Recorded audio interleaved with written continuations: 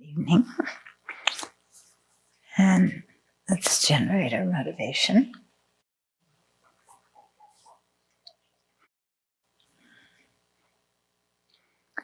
So every morning when we wake up, we train our mind to have our first thoughts be to not harm sentient beings, to benefit them, to expand our bodhicitta motivation today, and to understand that things do not exist as they appear to our senses. And then to get up and do our morning routine and go on with the day. So setting the motivation at the beginning is very important, even though during the day sometimes we may lose our motivation. Still, by the force of habit, again and again, training the mind and thinking like this, then it becomes more and more natural. And in the same way, when we notice habitual disturbing thoughts, thoughts of judgment, thoughts of commentary on other people's actions or looks or lives, to train the mind to right away notice those thoughts and then have the thought of, I don't want to waste my life thinking like that. And then to turn the mind to a thought of love, wanting that person and others to have happiness in its causes, or to compassion, wanting them to be free of dukkha and its causes. So all of this is really a process of familiarization and training, which means it has to be done repeatedly, which means there's no shortcuts.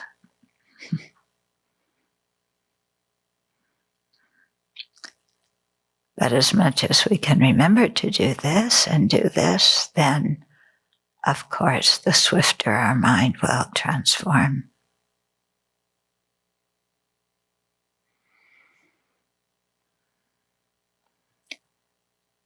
And it's amazing also to witness that when we think critical thoughts about others, how unhappy and disturbed our own mind is.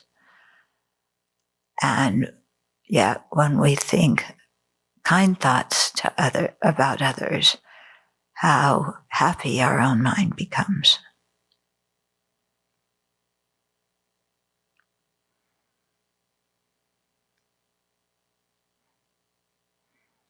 So that could be one more reason why His Holiness says, if you want to be selfish, be wisely selfish and think about others, take care of others.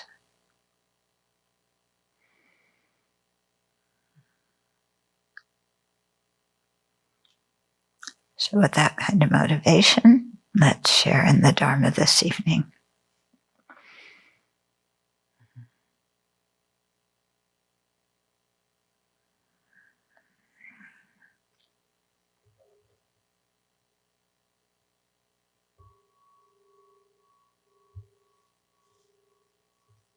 So just a little reminder about the topic of the 12 links.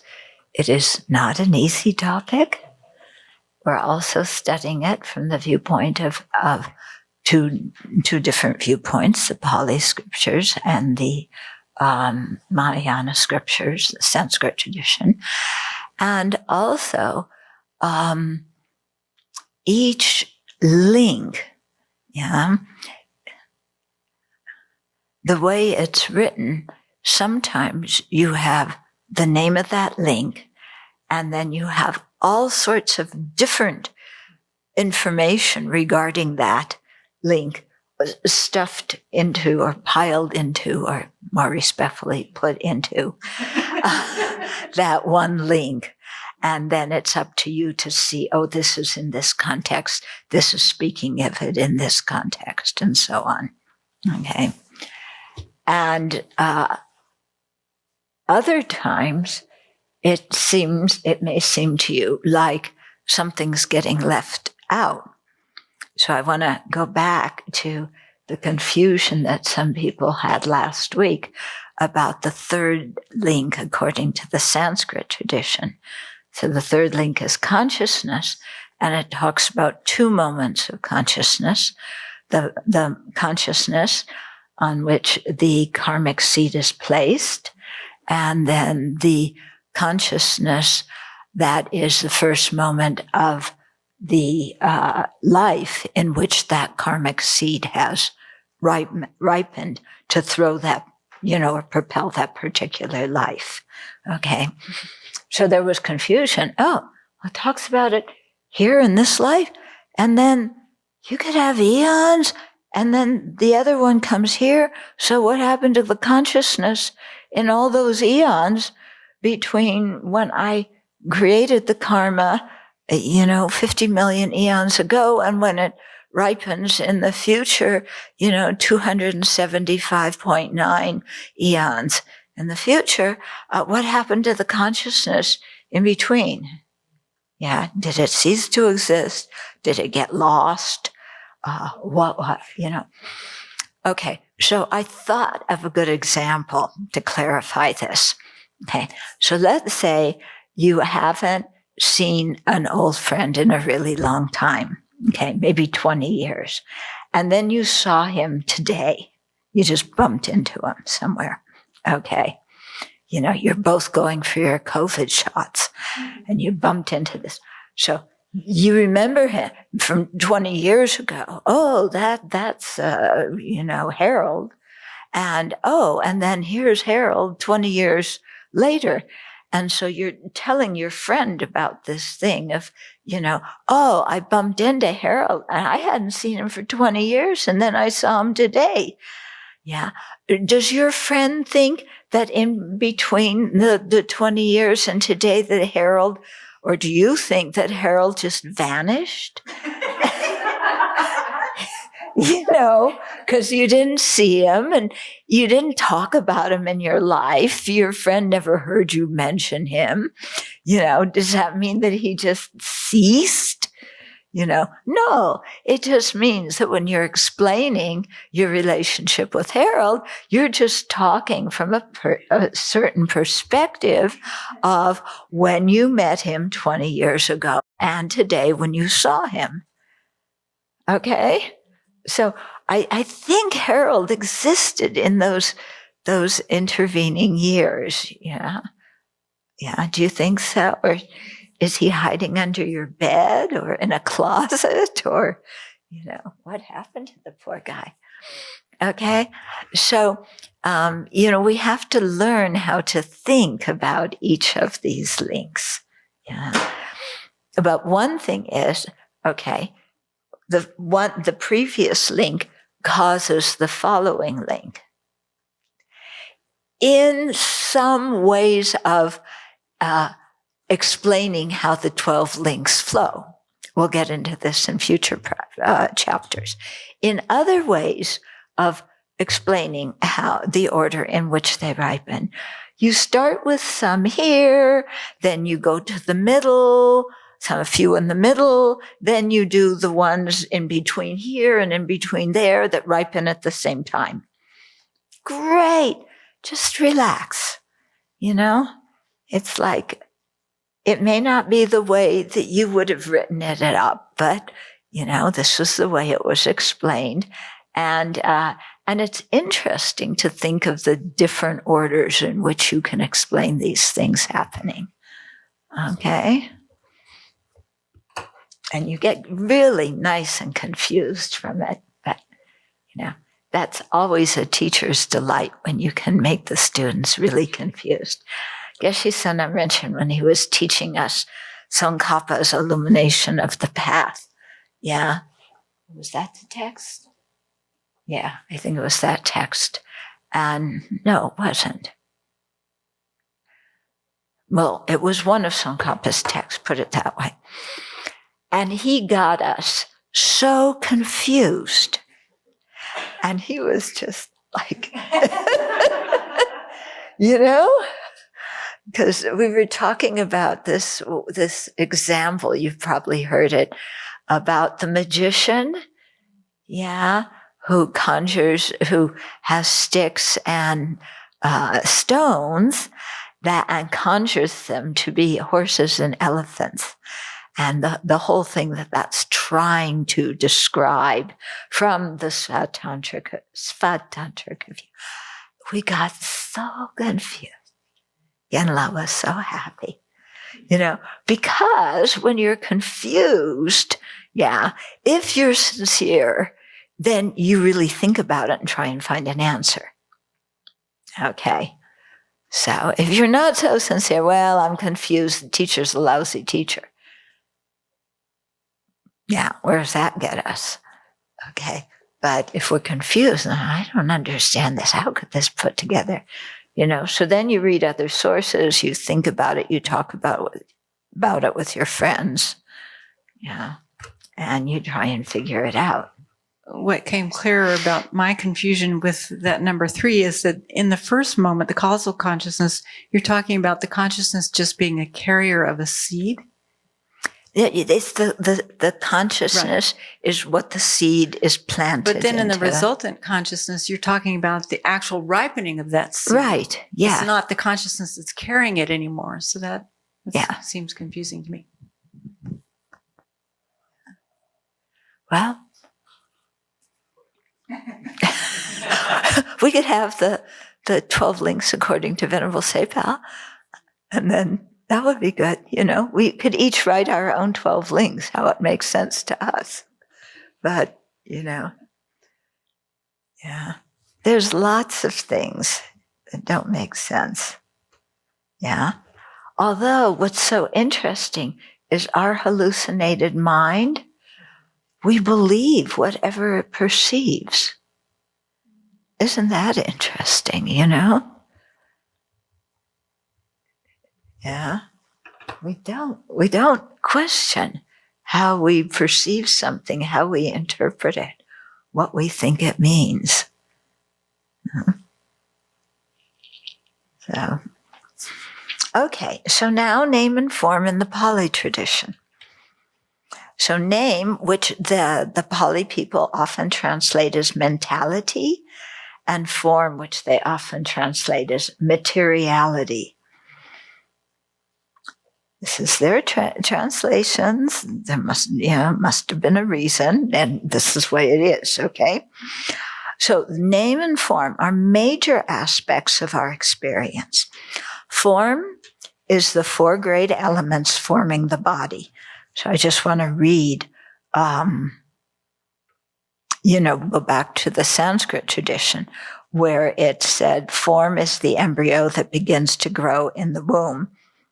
Okay, because the Pali tradition talks about name and form. The Sanskrit tradition, the name and form exists in a very small amount of time.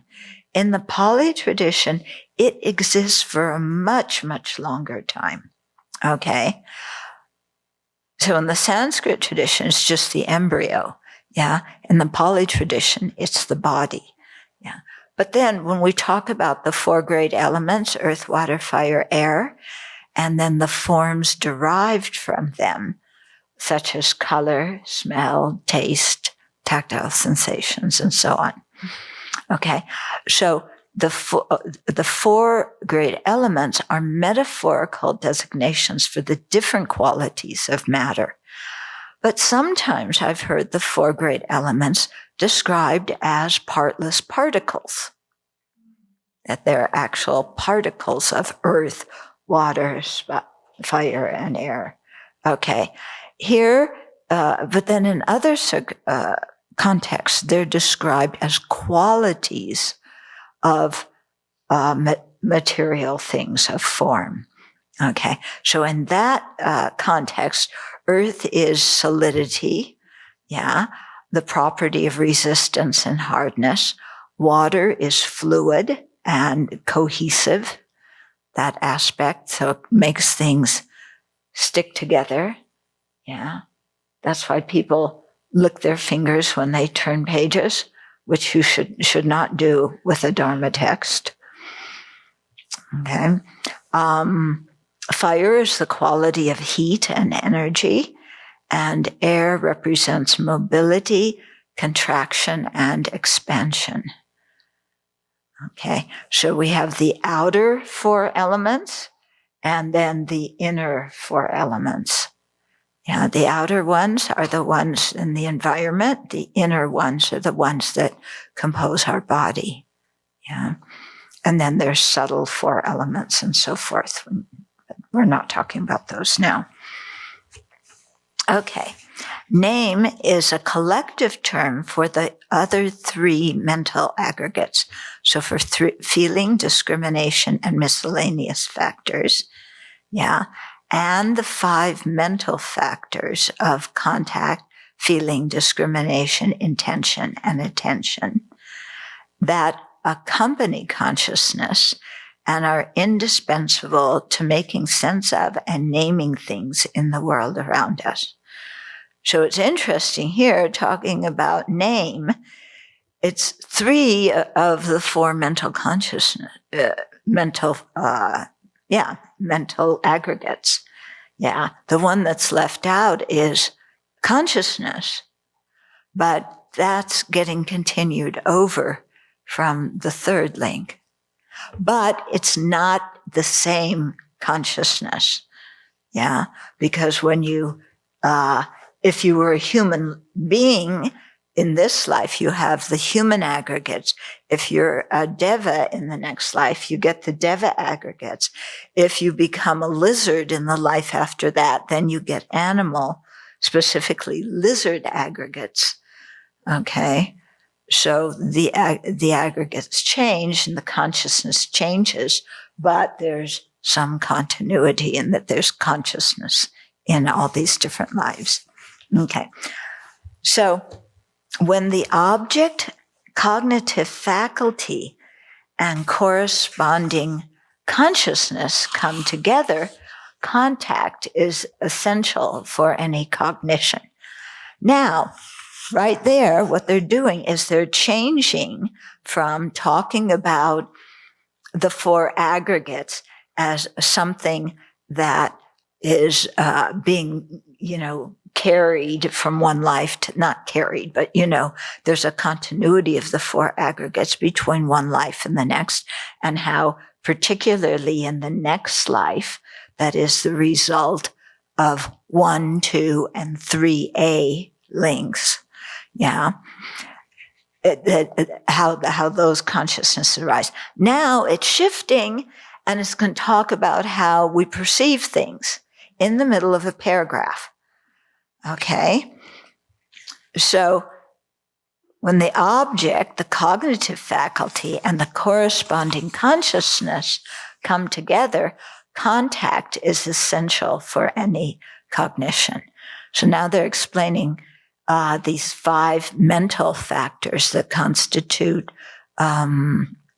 name. They're explaining them. Okay. So once contact has occurred, attention functions to bring the mind to the object. Then feeling, discrimination, and intention arise as ways of experiencing and relating to the object. Okay. So although all 5 mental factors are present, the strength of each one will vary according to the mental state. Yeah. In the same way that of the 4 elements, they will vary, we have all 4 of the form elements. Yeah. Earth, water, fire, air. But their composition and their, how much of one and how much of the other will vary according to the thing we're talking about. So there's going to be more earth element in the table and more water element in your orange juice. Okay. So things like that. but everything has some of the four. Okay. So here it's talking about how the those five omnipresent mental factors will vary according to the different mental state, even though all five will be present. Okay. So how do they vary? When strong pain or pleasure is foremost, feeling is more prominent. That makes sense, doesn't it? Yeah. When we are examining something and noting its characteristics, discrimination is stronger. When we are making plans and deciding what to do, intention is foremost. Okay. So all of those five, they're called omnipresent because they're in all the cognitions. They're all there, but depending upon what the mental state is, one or the other is going to be foremost. Yeah. Why are contact and feeling included in name? Okay, when name is earlier in the causal sequence than the links of contact and feeling. Okay, so here, is a good example. Yeah, name is number 4. Okay, feeling, no, contact is 6. 5 is the 6 sense sources. 6 is contact. 7 is feeling. Okay. So there's a few intervening in there, and they're coming later. How can they come later than name and form when they're part of name and form? Yeah. They should be there with name and form, right? Yeah. Not come later. Well, according to the way in which we are talking about these, in some situations, you talk about them in a way that one comes earlier. In another situation, you talk about it so that it comes later. Okay, it's like our order for going for lunch. Some days, some people go for lunch first, and on Wednesdays it's a different order. So depending upon which day you happen to arrive at the Abbey, the order in which you go for lunch is going to be different.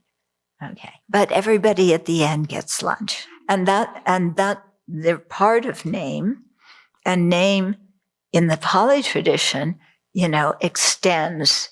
It's much broader. The Sanskrit tradition just talk about, it in a very small sliver of time, So different explanations, but Lorig, of course, talks about them all being present at the same time. Is it that also that it's a specific instance of it? Like the contact that comes as a later link is like a specific instance of contact, not necessarily this contact. Yeah. Is that right? Yeah, that's the point. Okay. That they talk about things in different circumstances, And different circumstances also means different times, different functions, okay, that they do different things. Yeah? Okay. And, and we look at this and they go from ignorance to second link, karma. And we're going, what happened to afflictions? We're always told afflictions are causing the karma. And now it's not even in there mentioned as its own link. Why not?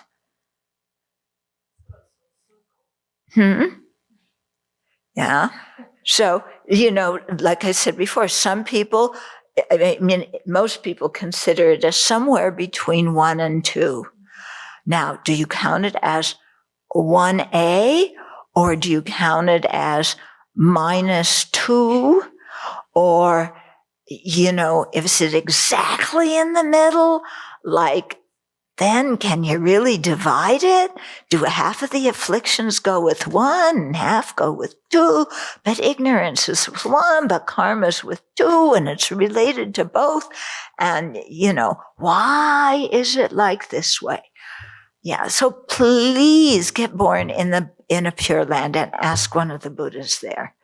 Okay. I do not have answers for these things. Okay.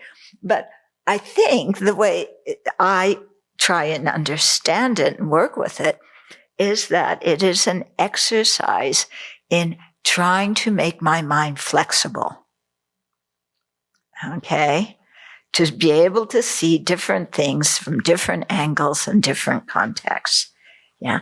And that is, it's very interesting because what role does education play in Buddhism?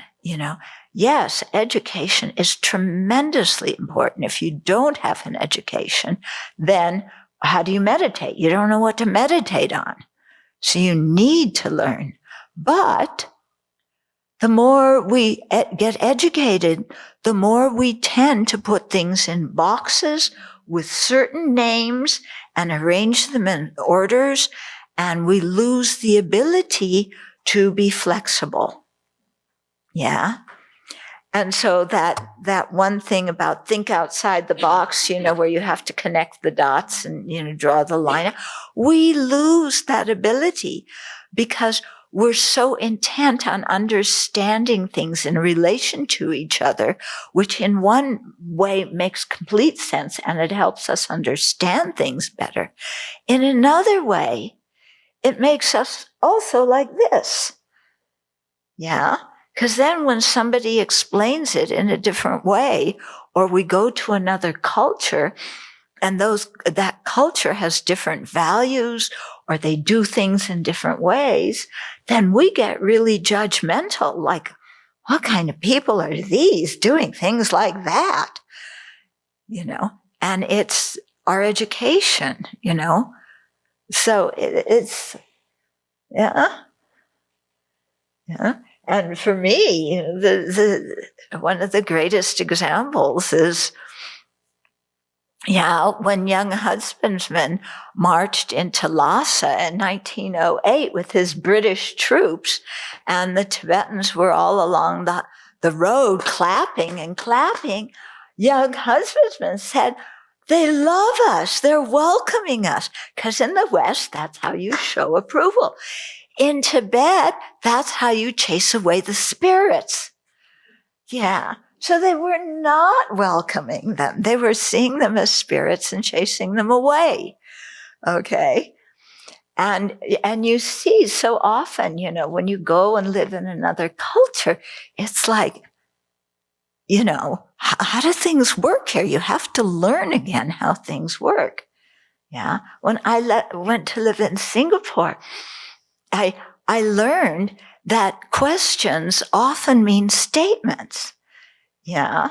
And, you'd be walking along the street with your friend on one side and your friend says, shall we cross the street? And before you can answer, they're already on the other side. So it actually meant cross the street, not shall we cross the street.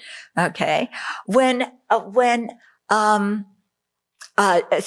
Tibetan friends tell me that when they have a new Tibetan friend going to the West, they warn them, when somebody offers you like tea or a meal, if you want it or need it, say yes the first time they ask, because they will believe that. In Tibet, if you say yes, you're very rude. You're supposed to say no, no, no many times until they finally force it on you, even though you wanted it from the very beginning. Yeah. But if you don't understand this, then you get tangled up. So these are examples that are easier to understand how we get tangled up. But it's the same kind of function, in our mind. Yeah. And how we have our arrange things. And that's why sometimes here, things get a little cattywampus, because one person has one way of thinking, another person has another way of thinking. And you're in the kitchen and it's like, well, we're making, I don't know, mashed potatoes today. So it's very clear when you make mashed potatoes that you first cut the potatoes in a certain way. And somebody else is going, that's ridiculous. Why don't we cook them in a different way? Yeah. Well, and it's just, and how much we're attached to our way of thinking. Yeah. So anyway, I'll get off that soapbox and I'll probably find another one to get onto. But, to think about this as that sometimes being where we get stuck. Yeah. Yeah. It's like when people first come to the Abbey. Yeah. Do you remember when you first came to the Abbey? And it's like, what are these people doing? Yeah. I remember the first time I went to a Buddhist talk, and there's a man in a skirt and a woman with a shaved head, and these people are bowing to a human being. Yeah, the way I grew up, you never bow to a human being. God forbade it. That is idol worship. You never bow. You may bow to your credit card, but never to another human being. Okay. And then you come into Buddha and people are bowing to other people. Yeah. What kind of weird stuff is this? Yeah. And then there's an order that you stand in to go get your lunch. Who cares what order? You go to a restaurant with a buffet, everybody just goes there, whoever gets there first. Why are these people so stuck on the order in which they go to get their mashed potatoes? Yeah. And so, you look around everything and you go, what's going on here? Yeah. I went to another Buddhist center and they bowed with their hands like this. And now I come here and I'm told you got to stick your thumbs in, but still have to make your hands stand straight up. What? This is nuts. Yeah. And then they tell you not to wear a watch, but you've got to be on time everywhere. Yeah, for sure this place is a nut house. Everybody in society wears a watch so that you can come 5 minutes late. Yeah. So what's going on here? And then somebody tells you that hot is not hot. Yeah. So, yeah. Okay. So, where were we? Okay. So why are contact and feeling included in name when name is earlier in the causal sequence than the links of contact and feeling? Why are feeling, discrimination, and miscellaneous factors part of name as well as objects known by the mental source, which is part of the next link, the 6 sources? Huh? Yeah. I can't even understand the questions.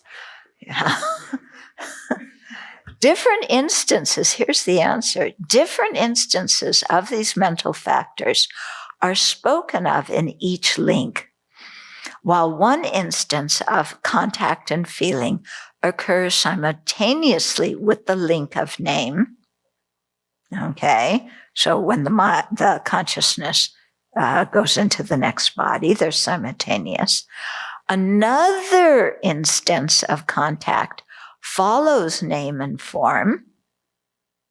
Okay, so when you're perceiving an object, yeah, the contact is going to follow that, yeah, and then feeling follow that.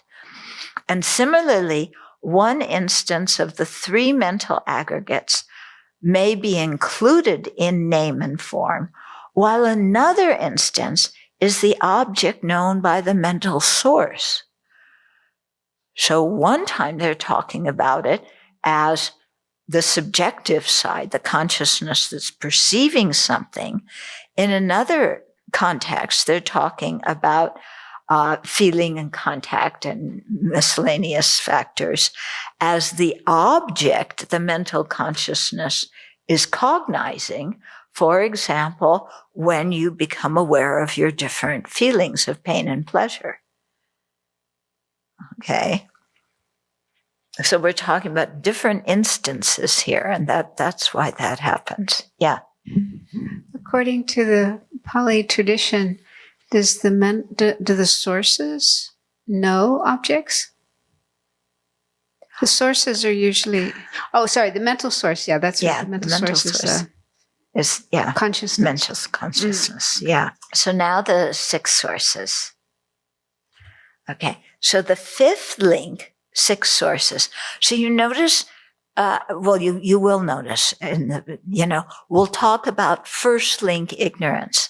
It's qualified as first link because we're talking about ignorance in a specific context as being the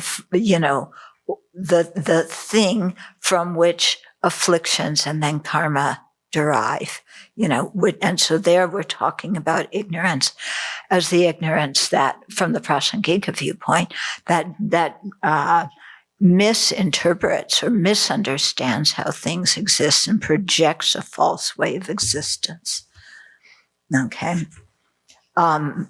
So here, when we say the 5th link, 6 sources, so talking about this specific instance of the 5th link, are the 6 cognitive faculties that exist in the nature of the polluted ripening result, in other words, the 5 aggregates, during the time after the link of name and form has occurred and before the link of contact has come about. Okay, so it's actually quite a small time, in the same way that name and form in the Sanskrit tradition is a very small time. Yeah. Even though during your whole lifetime you have name and you have form, but in different ways. You don't call them name and form then. Okay.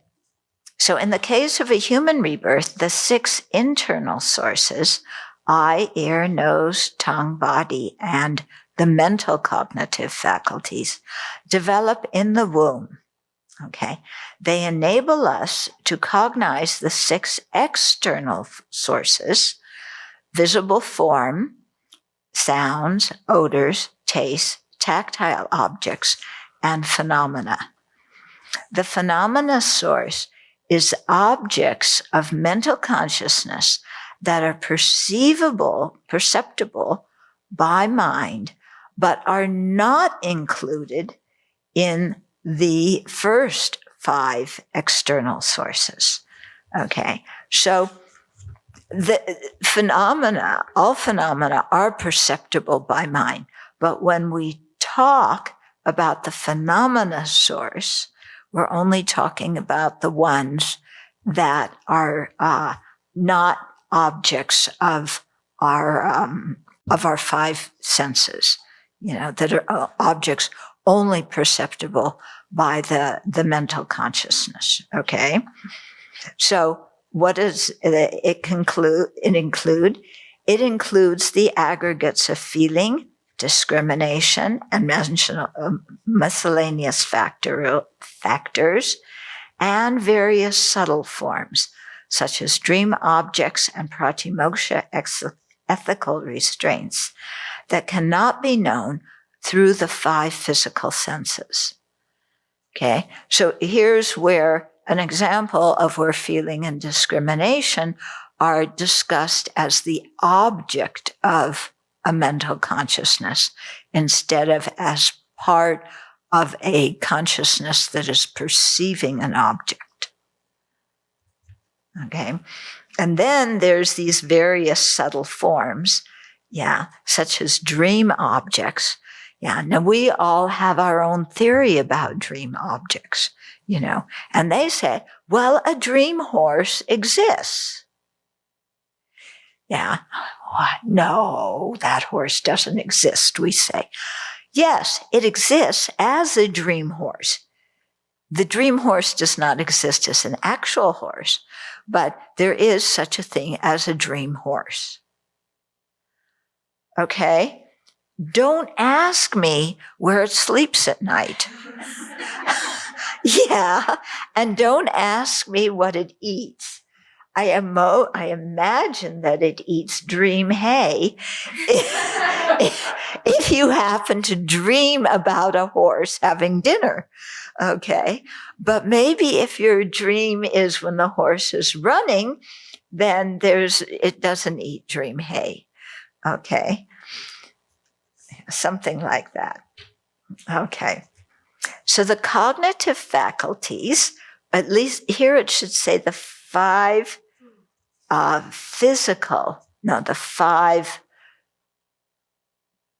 sense cognitive faculties.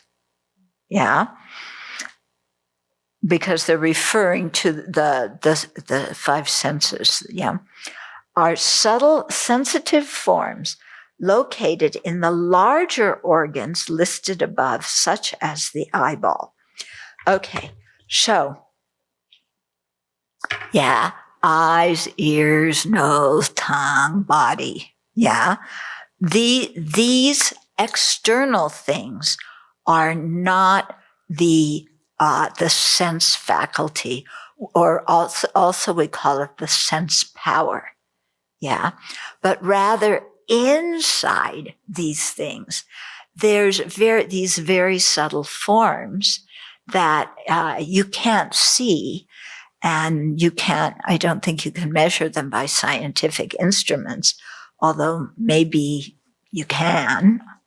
But some people say that for the eye, the eye sense faculty is the rods and cones. Yeah. So some people say that if that is that exactly what is meant in the Abbey Dharma? I'm not sure. But it's kind of close enough. Can you see rods? Can you measure rods and cones? Somehow, can you actually? Well, you can't see them with your eye, but you need a microscope. So maybe that's why the Abhidharma says they're not perceptible by the eye. Yeah, because they didn't have microscopes then. Okay.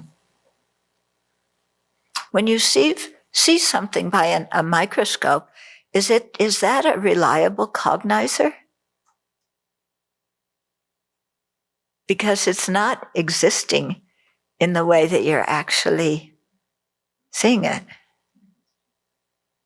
Yeah. We had this discussion before. When you hear a tape recording or when you hear somebody's voice through a telephone, is that their voice? Is that the voice of an animate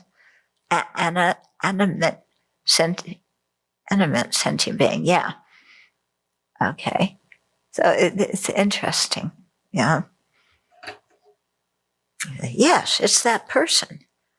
No, it's not. Person isn't there. Yeah. When Khensa Wangdak gave the White Tara, Jainong, were we hearing his voice? Or were we hearing some concoction of what happens, in wires? We weren't seeing him either. Huh? We weren't seeing him either. Yeah, right. Did we see him? No, we were just seeing pixels.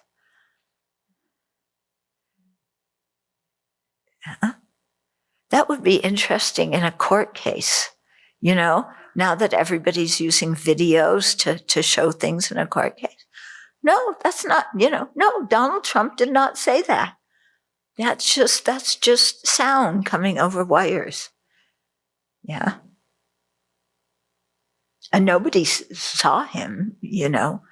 He was just looking at pixels on January 6th. He wasn't looking at what was going on in the in the Capitol. He was just looking at colored pixels. That's all. Yeah. What do you think? They may use that as a defense too. The way they're going. Anyway.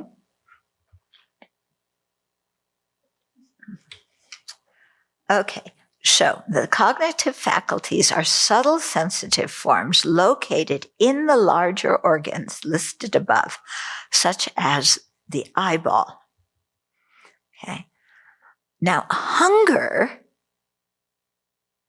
is a tactile sensation. Yeah. So there's tactile. What perceives hunger? Is hunger a separate thing, or is it the absence of food?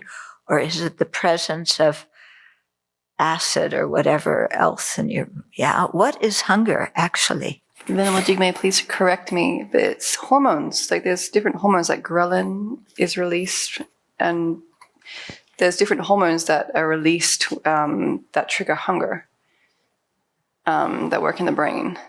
So there's ghrelin is one of the hormones, and there's another hormone as well that triggers satiety.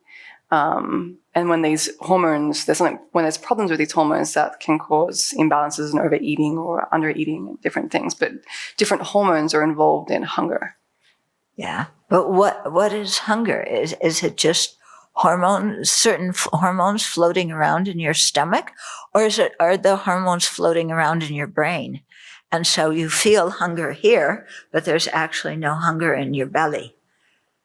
There's hunger in your brain. I think your experience with food also colors then what your relationship is, and how you perceive if you're hungry or not. People that have not had enough food have a much different experience with food than people that always have. So there's many things that go into this, I think.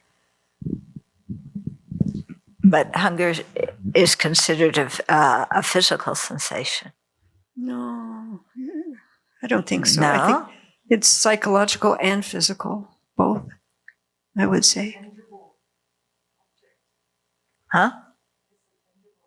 Yeah, and from a Buddhist viewpoint, it's a tangible object. But from a scientific viewpoint, what is it?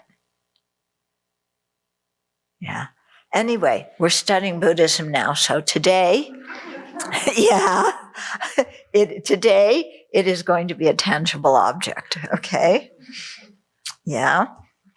Okay. So these cognitive faculties, these subtle ones, function to connect an object and consciousness so that cognition of the object occurs. The 6 are called sources because they are the sources for the arising of the 6 consciousnesses. If a sense faculty is injured and unable to function, the corresponding sensory function is also impaired. I wonder if, according to science, if they take out your stomach, can you still be hungry because you have the hormones in your brain? We won't talk about that today, but it's just a question, Yeah. Yeah, like phantom limbs. Yeah, phantom hunger. Oh, that's why I always have the munchies. But I have a stomach too, I thought. Anyway, okay. So the body source is on the skin and inside certain areas of the body. It enables us to experience smooth and rough, hard and soft, and hot and cold. But remember, the hot isn't really hot, and cold is just a function of how much heat you have, as well as hunger and thirst. Yeah. The mental faculty is not form. It consists of the 6 consciousnesses that enable a later moment of mental consciousness to know objects. Okay. So the 6 consciousnesses, can be seen from the perspective of they are the 6 primary consciousnesses of, depending on the kind of object you're perceiving, or you can see the 6 consciousnesses as part of the mental source that are connecting you with an object that may be an external object that was perceived by your physical senses. It's connecting that with now the mental consciousness so you can think about the object. Yeah. So different ways to talk about the 6 consciousnesses. Okay, the tactile and mental faculties are present from conception onward. Okay, the remaining 4 cognitive faculties come into being as the embryo develops. Okay, so they're going to gradually come into being here. When the 6 cognitive faculties have formed, this link is complete, and the new being has the potential to experience objects through the coming together of the object cognitive faculty and preceding moment of consciousness. So last week we were saying, okay, can babies see things? Okay, let's just talk from a Buddhist perspective now. When you have the 6 cognitive faculties and they've developed, so you have that subtle stuff in your eyes. Does that mean that the baby sees? I would think because it says here, the new being has the potential to experience the objects through the coming together of the object cognitive faculty and preceding moment of consciousness.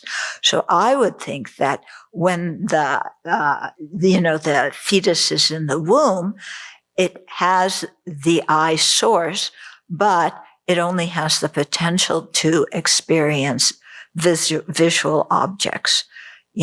Because the eyes aren't open and they're filled with goo and like that. Okay. Sentient beings are born in 4 ways. Now you're really going to love this one because this is, your 4th grade science class. Yeah, you remember 4th grade science? This contradicts 4th grade science. Okay, sentient beings are born in 4 ways. By womb. Okay, we'll agree with that. By egg. Yeah. Heat and moisture. It sure looks like it. It looks like it. Did you notice yesterday the sun shone a little bit and the flies came out? Yeah, so it got a little bit warm and flies were born.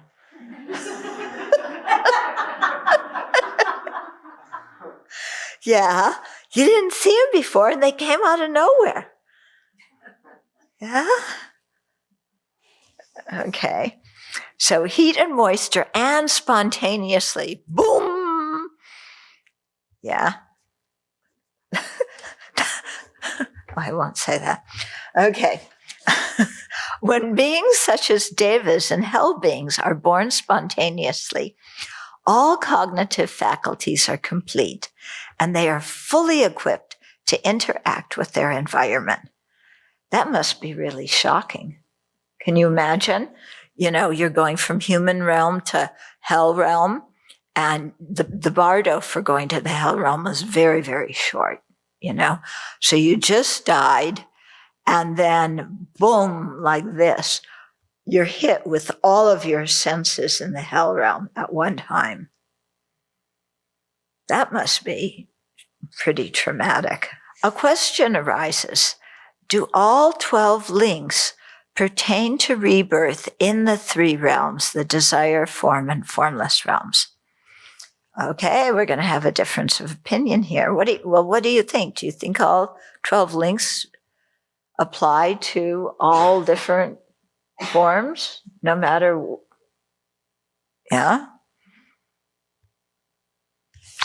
So we'll cheat and go directly to Vasubandhu's answer. In the Treasury of Knowledge, he says that since beings in the form realm are spontaneously born and do not go through development in the womb, they lack the link of name and form, because all their cognitive faculties are present at the time of conception. So you die from, let's say, the human realm, and you have the karma, and your mental state is still in the sphere of, let's say, the third dhyana, yeah, and you're born spontaneously, so boom, you appear in the third dhyana, and all your cognitive faculties are present at the time of conception. They're born spontaneously, so they're not born by the womb. They have all their sense objects, sense faculties, yeah. So they don't have, so they lack the link of name and form. Yeah. He also says there is no occasion for the link of name and form, or for 5 of the 6 sources for beings in the formless realm, because they do not have bodies. So they're born spontaneously, wham, they don't have name and form. And since they don't have bodies, gross bodies, they don't have the 5 physical senses either. Okay. So because they have only the mental source, they experience only 10 links, says Vasubandhu. Okay. Now Asanga, his brother, says all 12 links are present in births in all 3 realms. So name and form. Can you see Asanga and Vasubandhu as little kids arguing with each other? No, they have 10 links. No, they have 12. Instead of fighting over who eats the dessert, they fight over these. Anyway, okay. So Asanga differs, saying all 12 links are present in births in all 3 realms. Name and form are partially present in the form realm, because they have form, and in the formless realm, the link of name and form consists only of the mental consciousness. So from Vasubandhu's viewpoint, if you don't have all the factors of that link, that you don't have that link in that realm. From Asanga's viewpoint, if you have a part of that link, then it's considered having that link. Okay. So the link of 6 sources is partially present, in the formless realm, because the mental source exists, although the 5 sense sources do not. Yeah. So the 6 sources afflict migrating beings because they complete name and form, thereby creating the potential for awareness of objects to arise. In all of the links, there's some sentence somewhere in the explanation that says the 6 sources afflict migrating beings because, and then it's, or here it says the 6 sources, but in other ones it'll say this particular link afflicts sentient beings because. And it's very good to know what is the because, and to give you an idea of why that is something that is afflictive. So in this one, 6 sources afflict transmigrating beings because they complete name and form, thereby creating the potential for awareness of objects to arise. Now we're going to read this and say, what's wrong with awareness of objects to arise? Why is that afflicting sentient beings? Yeah. We're here in the morning, we open up, Our eyes, our ears, always in contact with external objects. That external objects are the source of our knowledge.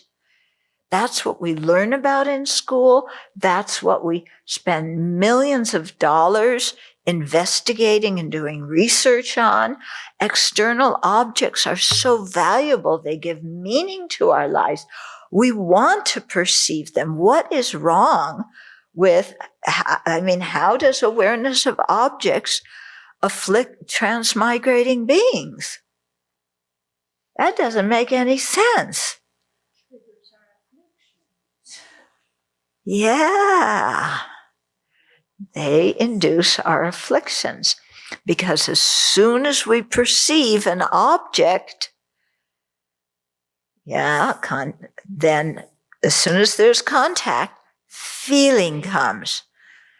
As soon as there's pleasant or unpleasant feelings, we react. Yeah, unpleasant feelings, I don't like it, get rid of it. Pleasant feelings, give me more, I love it. And then that's the story of our life, isn't it? I want this, I want this, I want this. I don't want that, I don't want that, I don't want that. And so we're these emotional yo-yos with a fickle mind that can't figure out what we want, what we don't want. Yeah, but it all comes because we perceive these external objects, and we think these objects exist in the way they appear to our senses. So when there's a pleasant object, we think that the pleasure is inside that object. It's so true with chocolate, isn't it? Yeah. Yeah. When we go in there and you see chocolate, looking at the chocolate does not satisfy, does it? Absolutely not. Why not? Because the pleasure is inside the chocolate. So it's got to have contact with your tongue. Don't you know that? Yeah? It has pleasure in it. So I want it. Okay. And the music we like, there is pleasure in that music. Definitely. So I have to look at this rendition of it and that rendition and see which rendition is best so that we can use it in our skits, and then listen to a few more in case they might be better, but I know they won't be. But, it's a good excuse for listening to more music, because the pleasure is in those sounds. Yeah. Yeah. And especially communication with living beings, the pleasure or pain is in their words. Isn't it? Yeah. There's nothing subjective in our, involved in the way we're cognizing it. Yeah. When someone says, I hate your guts, in those sounds, you see those sound waves? There is pain in those sound waves. Right? Yeah. Somebody else says, oh, you're wonderful, I love you. There is pleasure in those sound waves. Yeah. But if you speed up the sound waves, they can become light rays, right? I thought sound was just slower. But they're both waves. Yeah. Yeah. They're both waves. Are you discriminating between waves? So waves have different media. So if I took a water wave, could I turn it into a wave on a string or a slinky? Yeah. No, the medium is different. Yeah, but a wave is just energy. Why can't it transfer from water to a string? Actually, that would work. That's great. Yeah. And we have mechanisms to transfer the energy from a sound wave into light. For instance, if we wanted to send communication via fiber optics, but the waves are different. Yeah, but as long as you can make one into the other, they must have some similar qualities. In that they're ways of encoding information? No, they're just energy. I'm trying to agree with you.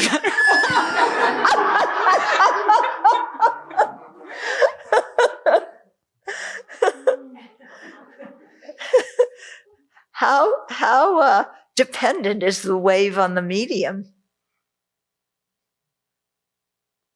The wave would not exist without the medium.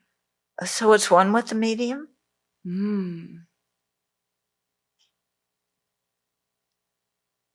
Is the wave in the water one with water? Is it different than water? Is the wetness of the water different from water? The wetness is the nature of the water. Okay. This is where I need to learn these definitions and go study debate maybe next year in retreat. Yeah. Okay, yeah, we'll give you some time. Okay. But I wonder when the monks are studying science in, in the monasteries, if they debate this or not. Yeah, we should ask. Okay. Okay. So, questions? Someone says, if seeing through a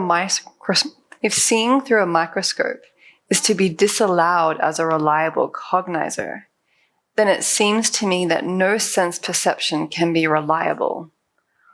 All sense signals are modified by the medium that they pass through. Okay, tell that to Dharmakirti. See what he says. Yeah, because the waves are modified, huh?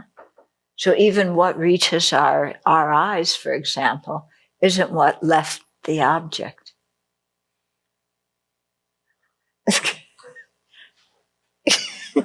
Well, I'm wondering on kind of the microscope question. So would we say that a person who has good vision, doesn't wear glasses, has reliable perception, but for instance, Venerable you, when you wear glasses, is that a reliable cognizer? Or if you are not wearing glasses, it's a reliable cognizer. It seems like it's a similar question. Right. And they didn't have glasses at the time these scriptures were written. So these are the kind of things we should find out if they debate this kind of stuff. Yeah. And how they put it together.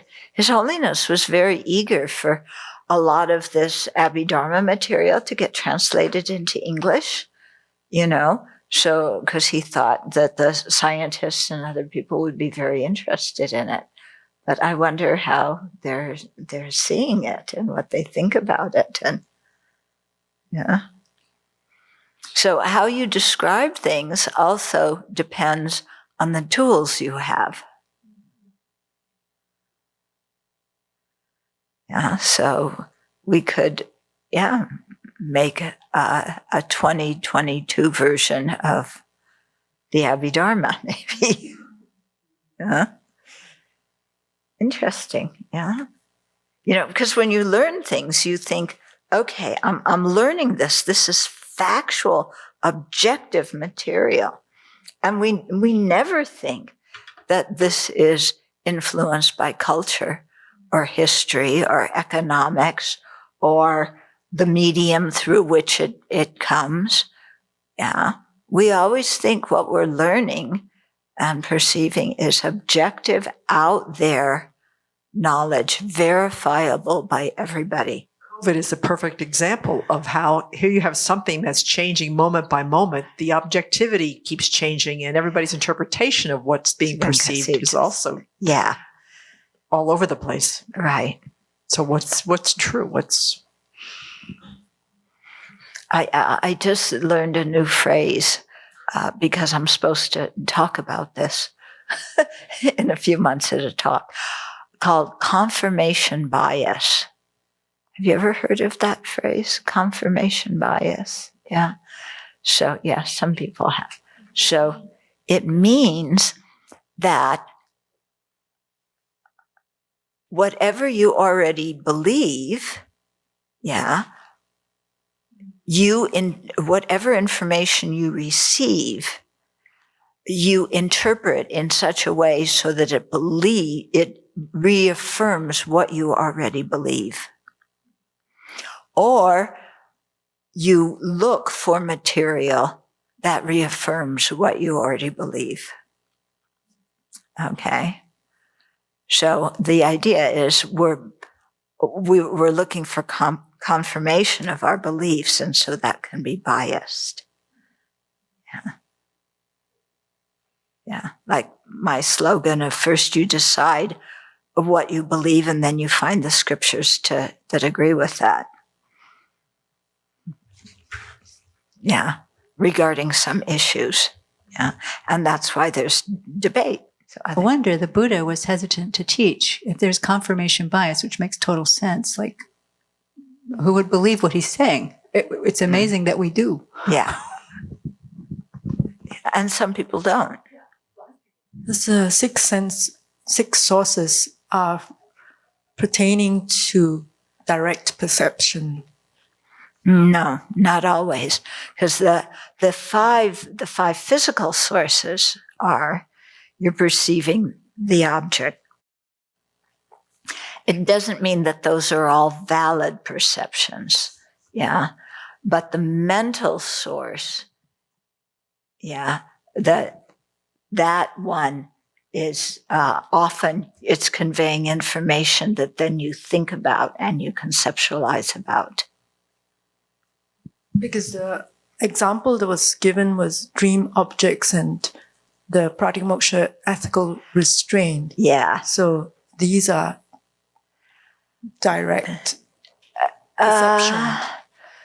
Are they direct perception? Oh, I see. Direct mental perception. Yeah. But for dream objects, when you're dreaming at night, that would be a direct mental perception, right? Some say it's conception, some say Yeah. Yeah. I've always thought of it as conception, but the teachings I heard usually say that it's an actual, some kind of subtle form. No, I'm just saying what was in Elizabeth Knapper's book, Mind in Tibetan Buddhism. It mentions there's two viewpoints. Some say dreams are conceptual. Some say they're mental direct perception. So interesting. Mm-hmm. I'm wondering, when it mentions the phenomena source, it only mentions the aggregates of feeling, discrimination, and miscellaneous factors. Why not the aggregate of consciousness? Because consciousness cannot perceive itself. Oh, but it can it could perceive. It could perceive other consciousnesses. Maybe this is or a just previous moment. Some of what's included. Yeah. In the Does it say source. and so forth somewhere? No. Yeah, you always add and so forth to cover yourself. Like you either put and so forth or in general. Yeah. Going back to page 162. Mm-hmm. And I haven't figured out this first part. It says, grasping the aggregates as inherently existent gives rise to grasping the I, that is merely designated independence on them, to exist inherently. So in our thinking, what's going on when you're grasping the aggregates, first of all? And then it leads right into grasping the I. Okay. Well, the aggregates are the basis of designation of the I. So you're going to be perceiving the aggregates first before you perceive the I. It comes very quickly, So if you perceive the aggregates as inherently existent, then very quickly when, you're perceiving the I, you're also going to perceive the I as inherently existent. You're not thinking about any of this. No. So it's not like you're in a triggered state or something. No, for this no. to happen. Yeah. If you're actually grasping, then you're in a triggered state. But when we grasp, the thought process is like this, when somebody makes you mad. I mean, sure, there's some times when you really sit there and you organize your thoughts and make the drama about how somebody made you mad. But often, like if somebody goes like this, it's like, I don't like it. You don't sit and think, oh, well, let's see, is that inherently existent? And I's inherently existent. And, oh, yeah, I don't like that. That's inherently existent. Oh, yes, I'm angry, So isn't that going on all the time then, really? The grasping at inherent existence of our aggregates? It's there a lot. Yeah. A lot. Not all the time, because there are times, when we're not especially triggered, where things appear inherently existent, but we aren't grasping them as inherently existent. Okay? So like your little toe right now. Okay, now you're paying attention to your little toe. But when you were speaking, were you paying attention to your little toe? Yeah. Were you grasping it as inherently existent? No. Yeah. But if somebody steps on it, then what? Okay. Yeah. A physicist is going to ask me a question. Question about the 5 omnipresent mental factors, because it says there that the strength of each one will vary. Yeah. So what does this mean, the strength? Well, how powerful it is in your cognition. Like the example, if you're feeling, like if somebody steps on your little toe, that feeling of pain is going to be predominant in your mind. You're not going to be having discrimination where you're thinking so much about the pain. Yeah. And you're not going to be thinking about planning what you're going to do with the pain. It's just the feeling is dominant for that cognition. Yeah, I think No, they're all there, but they're all at different strengths. It's like everybody here is in the room, but you're all in different levels of being awake. Yeah. So, I am trying to following the teachings, and does the karma interfere or influence the senses? I think one way karma can ripen is that it does influence the senses, and the way I make sense of this is that, because people see things in different ways. So does that influence the physical sense, or does that influence the mental sense? Well, in some ways, very clearly, it influences the mental sense, whether you like something or don't. Your karma will influence that. Will it influence exactly how you see it? I think that could be quite possible, because when we see something, we may see different people may pick out different details. Yeah. Just on a physical level. Yeah. The name and form in the Pali tradition, I'm not understanding what is the difference between it says name is a collective term for the other 3 mental aggregates. Yeah. And the 5 mental factors. So like feeling and discrimination as mental aggregates and feeling and discrimination as mental factors. Are they different definition? No, it's just different ways of seeing them, Like feeling, yes, it's a mental factor in the context of the 5 omnipresent ones. You think, in every, cognition, there's some element of feeling. But when you really think feeling the aggregate, then you're really thinking, oh, what is feeling? Oh, it's painful feelings, pleasurable feelings, neutral feelings, physical feelings, mental feelings. And so you're looking at it in a closer way. Yeah. Instead of as part of something. Yeah. This will be the last one. Going back to consciousness, there was the analogy used about how the death time consciousness and then the rebirth time consciousness is like a stamp. There's nothing that travels between one life to the next. Yeah. Could that analogy be applied to every moment of mind? That it's like a stamp? Sure. Yeah. What the stamp is the analogy is how information is passed from one moment to the next. Okay. Okay.